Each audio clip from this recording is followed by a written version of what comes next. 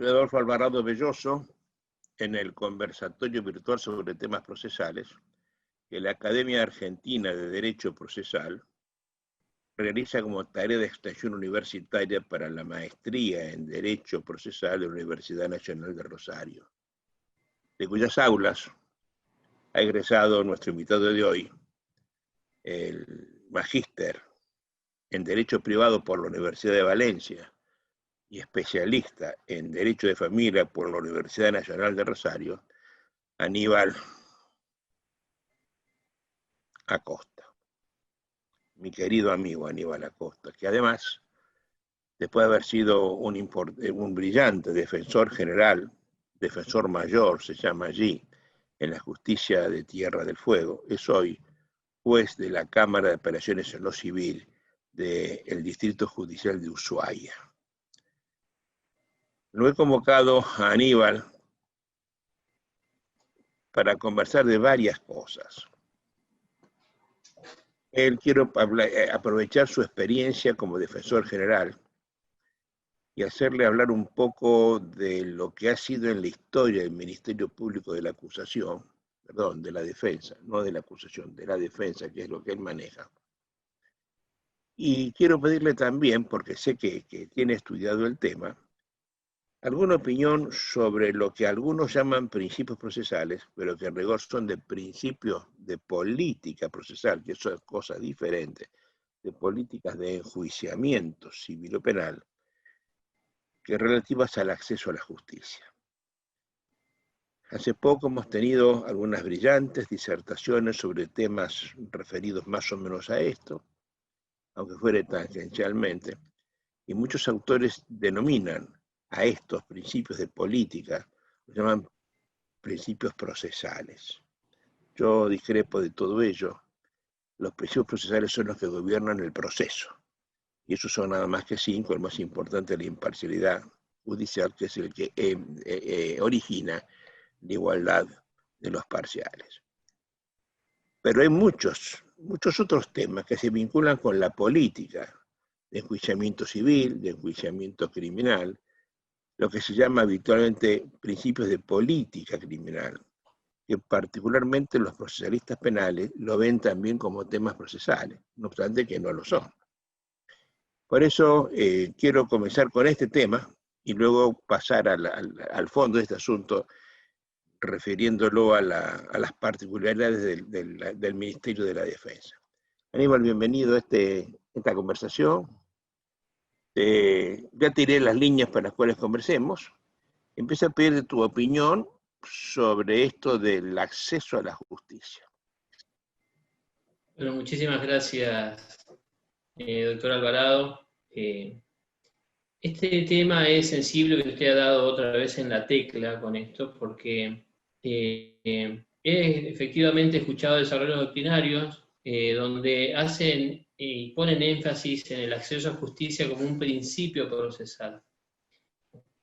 Particularmente nuestro admirado Gabriel Valentín, profesor uruguayo, ha disertado en el marco de GACAL sobre los principios procesales, y él abre la nómina de principios procesales mencionando el acceso a justicia como tal y diferenciando un aspecto subjetivo relativo al derecho de toda persona a acceder a la justicia para hacer valer una pretensión, y un plano objetivo que es referido a todo tipo de pretensión.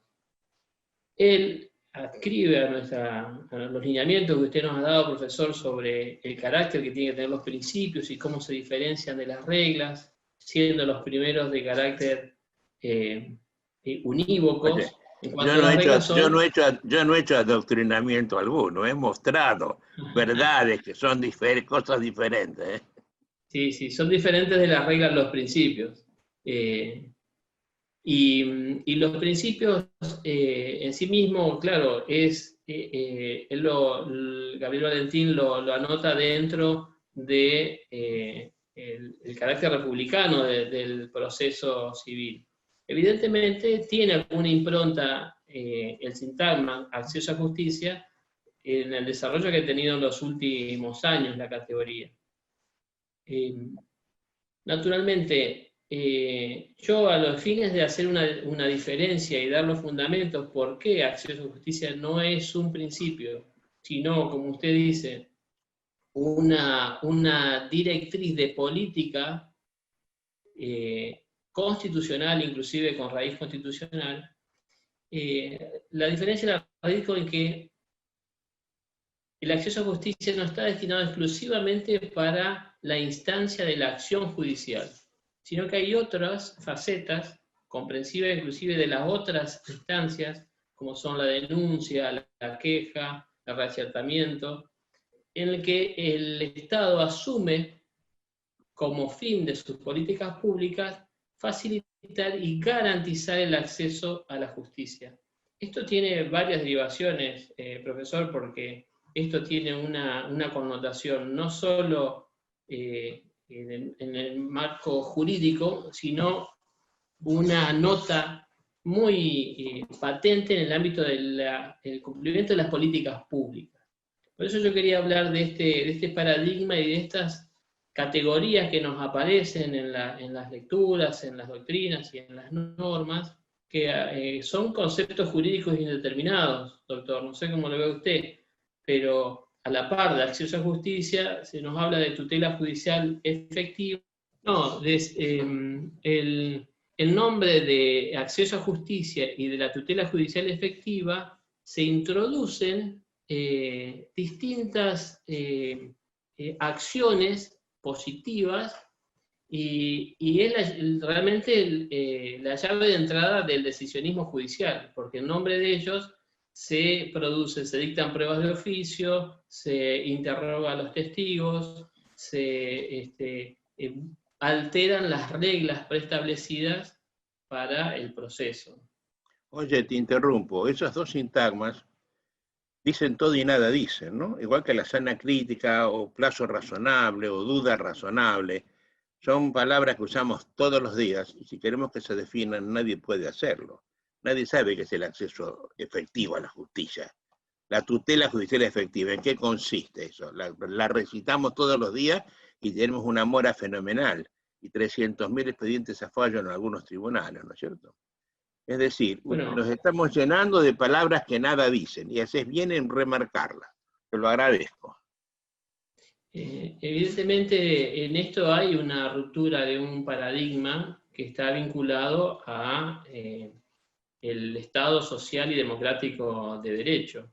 Ese modelo constitucional es el que ensancha la base de legitimación y positivamente porque acceden a justicia quienes antes no tendrían facilitado esa contención a los fines de la resolución del conflicto, pero insisto que no es solo en el plano del proceso, sino que también abarca, la experiencia me lo indica, otras facetas donde son los poderes ejecutivos, las administraciones a través de las políticas públicas, que también están imbuidas de ese rol de facilitar el acceso a la justicia. Naciones Unidas ha fomentado, profesor, este eslogan de acceso a la justicia a través de acciones positivas para garantizar a quienes se encuentran en situación de vulnerabilidad poder plantear sus peticiones, sus pretensiones o sus conflictos ante una autoridad, que pueda ser, en el caso de la instancia judicial, un tercero imparcial, pero también se da el deber de facilitar el acceso a justicia cuando se garantizan los medios adecuados para la resolución de conflictos, que son la mediación, la conciliación o el proceso arbitral. Y también acceso a justicia está demandando una tarea no solo de promoción, porque no es el sentido de promover los conflictos judiciales, sino también de prevención de aquello que tiene una base de conflicto cuya base es de tipo social o estructural y que no necesariamente debe judicializarse para alcanzar una solución. Imagina usted, profesor, que si toda esa democratización del derecho a acceso a la justicia se traduce en procesos judiciales y la estructura judicial se mantiene en sus métodos tradicionales para dar una respuesta, siempre sería insatisfactorio. Entonces, están comprometido todo el Estado. De allí que el enunciado que abre esta conversación, definiendo acceso a justicia como una política de Estado, una política pública, es más acertada que como un principio procesal. En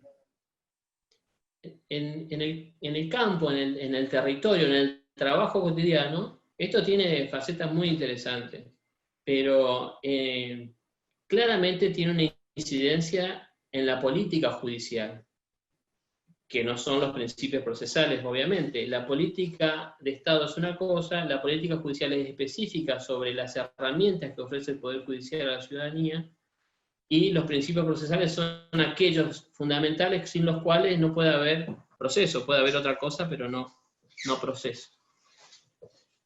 Esto ha llevado a que a los superiores tribunales, que las Cortes y la Junta Federal de Cortes haya favorecido, promovido y potenciado el desarrollo de estructuras dentro del Poder Judicial relativas al acceso a justicia, y con ese nombre, y con un contenido concreto, que eso es lo que puedo transmitir por la experiencia, que se traduce, por un lado, dentro de las áreas de acceso a justicia están claramente definidas la organización, dirección e implementación de los métodos alternativos adecuados realmente para la resolución de conflictos. Con esto les digo que la mediación, la conciliación han sido los instrumentos de acceso a justicia provisto por el Poder Judicial, pero no exclusivamente. Y si me permite la licencia, doctor, esto es, en Tierra del Fuego particularmente, se sancionó una ley 804 que define todos estos medios como política de Estado. Entonces, tanto la conciliación, el arbitraje, la negociación, la mediación, siendo una política de Estado, no comprende solo al Poder Judicial, porque la reglamentación que ha favorecido el Poder Judicial también permite que los colegios de abogados desarrollen sus centros de mediación, o que los centros de mediación, entidades intermedias puedan organizar sus centros de mediación, y sí tiene el Poder Judicial el control de la matrícula o de la capacitación de los mediadores. Ha sido una experiencia que tiene una incidencia comunitaria notable. ¿Y qué ha permitido esto, doctor? No judicializar aquellos aspectos cuya composición se logra por las propias partes. ¿Cuántos son en el número del total? ¿Qué porcentaje? No, el porcentaje es en materias sensibles como el derecho de familia, un 30% se ha prevenido como que no se han judicializado porque han alcanzado métodos compositivos. ¿Y fuera de familia? Fuera de familia no está instaurado de manera obligatoria, sino es solamente en algunas cuestiones patrimoniales. Yo quiero poner paño frío sobre esto, ¿no? Sobre todo porque la ley que me estás nombrando define cosas mal definidas. Definir algo significa ponerle fines alrededor de lo que quiero definir y decir lo que está adentro, que es en esencia, ¿qué es eso que está allí adentro? Yo creo que la conciliación es el género. Conciliar significa arrimar ánimos que estaban encontrados. Yo estos ánimos los puedo arrimar mediante de varias formas. Unilateralmente, mediante la renuncia de uno y la del otro. Bilateralmente, mediante una transacción o una negociación, que es cosa distinta de la mediación y de la conciliación. La negociación es un camino para llegar a una transacción que va a terminar autocompositivamente un problema. La negociación es una forma para conciliar, no es cosa distinta de la negociación, a pesar de que los que enseñan estas cosas dicen estas afirmaciones. Segundo, me parece a mí que la mediación es una forma, igual que la de la amigable composición, de que un tercero venga sin interés neutral u objetivo, si te gusta más, para no decir la palabra imparcial, a ayudar a solucionar el conflicto.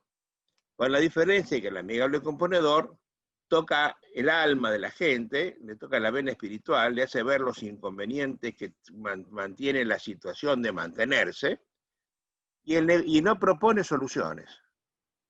Y el mediador sí las propone, pero hasta allí llega, no resuelve nada. Resolver es un acto de autoridad y él no resuelve absolutamente nada. Él propone soluciones que las partes son libres de aceptar o de rechazar. Y si las aceptan, habrá una autocomposición por la vía del desistimiento, del atenimiento de la transacción. No podemos salir de allí. Por tanto, quiero decir esto para que no se confunda quien nos está escuchando con estas palabras mal utilizadas en todas partes. En todos lados se utiliza mal. Segunda que te quiero contar. La mediación, como forma de ayudar a una autocomposición, nació de los propios abogados, de las propias partes, para solucionar la fenomenal mora judicial. Que los poderes judiciales la prohijan, me parece un dislate, porque esto fue en contra de eso, para solucionar el problema de la mora fenomenal. Para que los jueces aconsejen, o los poderes judiciales aconsejen la mediación, que es lo que hemos terminado. Hemos funcionado dos sistemas paralelos, uno en defecto del otro. Pero la vocación argentina no es la de mediar, no es la de solucionar la mediación, ¿eh? Los índices de verdad, si no son apurados por un juez, mediando personalmente, son bajísimos. En Santa Fe, en mi ciudad, hay una mediación previa obligatoria carísima, que no se da admisión a ninguna demanda si no ha pasado previamente por el sedazo de la mediación, y el índice ese es escasísimo. Nosotros somos gallegos sotanos, y uno y otro discutimos circularmente toda una eternidad, por necedad o por no ganar o no poder pagar o no querer pagar. Y entonces estamos haciendo todo un fenómeno, un fenomenal desarrollo que de verdad es costoso y no nos sirve. Más nos conviene tener más jueces, que es lo que nos está faltando, que resuelvan en tiempo oportuno las cosas. Sí creo que puede funcionar en familia. Sí creo que puede funcionar. Yo he sido juez de familia durante 4 años de mi vida y me parece que un buen consejo, si los padres son bien avenidos y no hay resentimientos graves por debajo de la mesa, sí puede funcionar, ¿no? Pero en caso contrario tampoco, ¿eh? Toman los chicos como rehenes del problema y esto no funciona. Digamos, perdóname la interrupción, era para decir una cosa, no más una... No hay problema. Lo que pasa es que la litigiosidad en lugares australes, en temas de familia, es alta. Por lo menos es alta la litigiosidad o la conflictividad porque son más visibles en poblaciones más acotadas. Nosotros tenemos poblaciones de escasa densidad poblacional y son localizables los problemas y detectables los conflictos. Pero lo que hablamos refrenda lo que venimos diciendo anteriormente: acceder la ciudadanía, la comunidad, a métodos, cualquiera sea la entidad o la eficacia de ellos, está demostrando que acceso a justicia no abarca solo el proceso judicial, sino también los métodos adecuados, digamos, alternativos. Pero es más aún, yo creo que se ha superado en estos tiempos, doctor, la adquisición sobre la oportunidad de la mediación. La mediación ocurre no solo desnaturalizada como obligatoria, que es una contradicción en sus términos, porque la mediación, para ser efectiva, debe ser voluntaria, sino que también puede ser por derivación del juez durante el proceso, con resultados diversos. Pero últimamente Aníbal, nunca hecha por él, Aníbal, ¿verdad? Nunca hecha por el propio juez, la deriva a otro.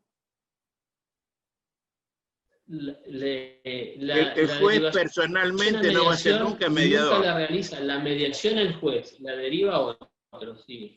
No, naturalmente, intervenir el juez en fórmulas conciliatorias o en la mediación afectaría gravemente su imparcialidad. Luego, también se ha avanzado en la mediación en las etapas de ejecución de sentencia, cuando no se trata exclusivamente de cuestiones patrimoniales y en cuestiones de familia particularmente, es un instrumento eficaz para la ejecución, sobre todo cuando está comprometido el interés de personas menores de edad, para que esto no sea perjudicial para el interés que la sentencia pretende preservar. Entonces la mediación interviene en las últimas instancias, inclusive en las instancias de ejecución de la sentencia, con lo cual es absolutamente exorbitante al proceso, la mediación. Porque es antes, porque durante el proceso es fuera del proceso, o porque dictada la sentencia es posterior al proceso. Bien. Ahora bien, además de estos métodos, también la ruptura del paradigma, la ampliación del paradigma de acceso a justicia ha determinado que ciertas atribuciones que antes eran propias del juez sean reasumidas por la administración, no en el sentido de facultades procesales, sino conflictos que se sometían irremediablemente a la autoridad de un juez como tercero imparcial, han encontrado viso de solución en la prevención del conflicto judicial con políticas públicas que se realicen en función de protección de determinadas condiciones de vulnerabilidad de los grupos. Además de estos métodos autocompositivos, ha ocurrido en la ruptura de este paradigma, en la ampliación del paradigma de acceso a justicia, que los poderes ejecutivos, a través de las autoridades de aplicación establecidas en las normas de protección, han asumido roles que antes eran delegados al Poder Judicial en el marco de un conflicto que querían judicializar prematuramente.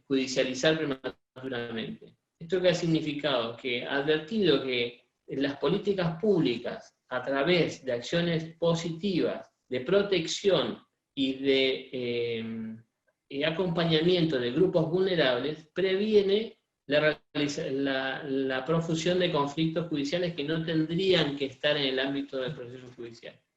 Voy a esto, Adolfo. Se han desarrollado mecanismos de articulación de los organismos públicos para evitar que lleguen a resolver el juez sobre la factura del gas, sobre el subsidio de la luz, sobre distintas materias ajenas al Poder Judicial, lo que debe ser el rol del juez en el proceso.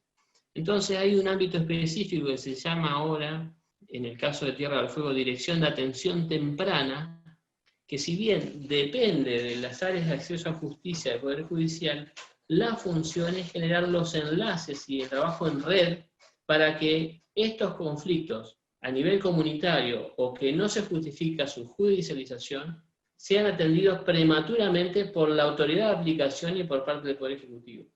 Eso ha resultado efectivo en ese trabajo, en esa integración de redes para asumir los conflictos, sobre todo en las cuestiones de urgencia en los sectores más vulnerables. Ahora, es un buen dato ese, me gustó. Sí, bueno,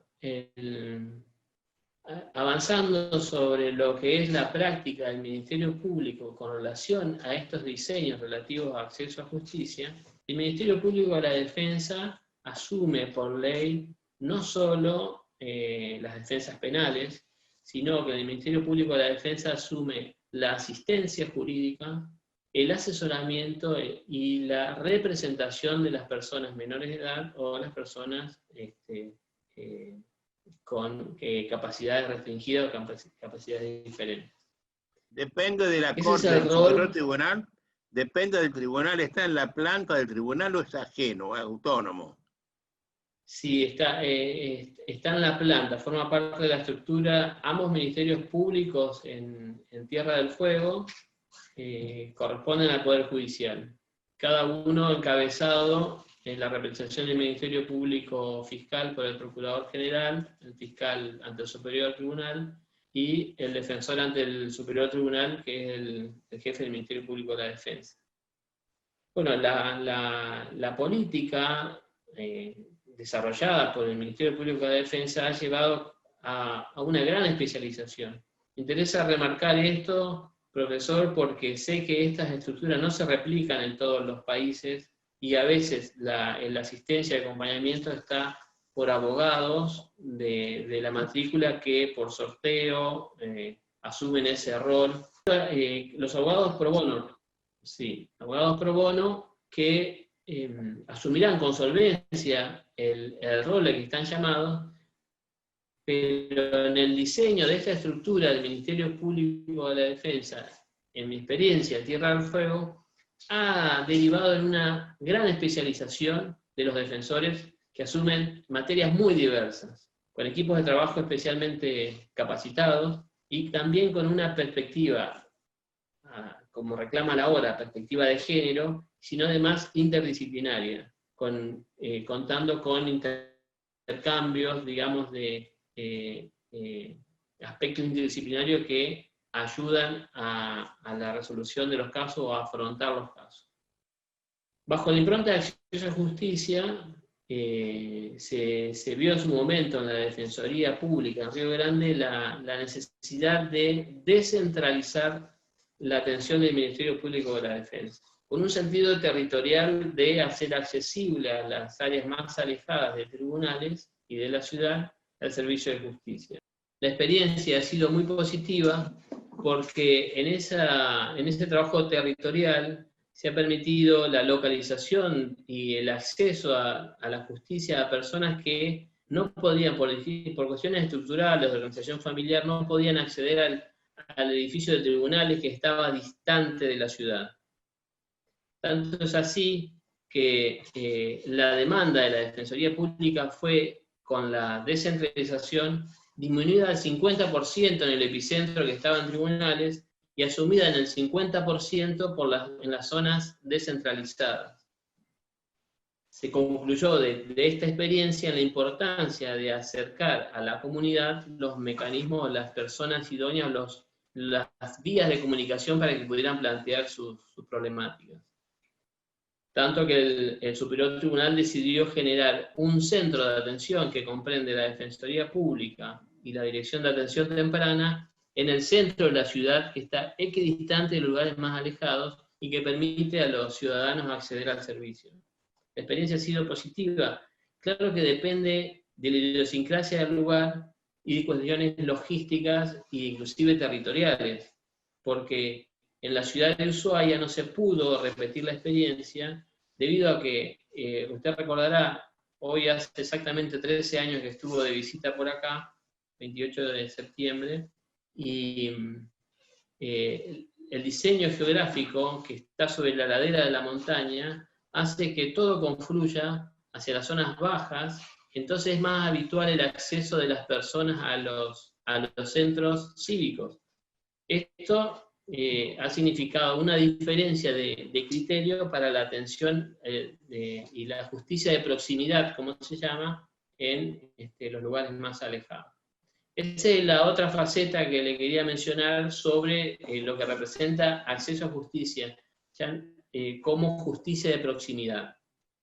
Hay una demanda de servicio de justicia que no está atendida porque está en las zonas periféricas y exige el paradigma, la definición de acceso a justicia exige asumir los costos y las estrategias necesarias para facilitar esos accesos. También, profesor, ha habido experiencias en otros lugares del país, como Salta con la mediación comunitaria, centros comunitarios que han permitido una atención de una problemática comunitaria que no necesariamente tiene que derivar en procesos judiciales. Porque de otro modo los sistemas judiciales quedarían abarrotados y no tendrían capacidad logística ni operativa para responder a todo el universo de casos. Piense usted, como nos mostraba Andrea Meroy, que toda esa democratización del acceso a justicia ha generado que accedan quienes antes no lo podían hacer, no solo a título individual, sino también a título colectivo de intereses individuales homogéneos o difusos. Aníbal, muy contento con esta exposición. Hemos tenido algunos altibajos en la internet, pero creo que se entiende toda la idea. Y me gusta cómo has puntualizado la idea de principios procesales respecto del acceso a la justicia, ¿no? Y cómo lo has acompañado con este acercamiento de la justicia al pueblo que lo necesita. Aníbal, te agradezco la presencia en este conversatorio. Siempre sos bienvenido acá, vos ya lo sabés eso. Y que te dejo un minuto final para que dejes algún pensamiento para la gente joven que nos está escuchando.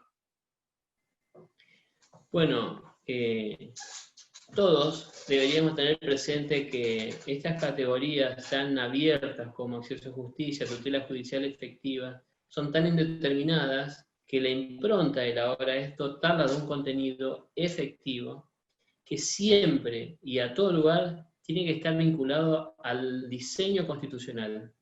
No hay otra forma de concebir estas categorías que no sea respetando las libertades y las previsiones de la norma constitucional de lo que tiene que ser el proceso y cómo tiene que llegar el sentido de justicia en los distintos ámbitos, pero que en el ámbito procesal está determinado por la igualdad de las partes ante un tercero imparcial, independiente e imparcial, y que siempre deben respetarse las reglas preestablecidas para que el proceso no se convierta en un galimatías y que resulte cualquier acción voluntarista de los magistrados, que debemos velar por las garantías efectivas y la realización de los derechos sustanciales conforme se encuentran controvertidos por las partes en el proceso en el marco de estos principios rectores. Muchas gracias, profesor. Aníbal, gracias a vos. Un fuerte abrazo y hasta pronto y hasta siempre, ¿no? Como siempre. Un abrazo. Gracias.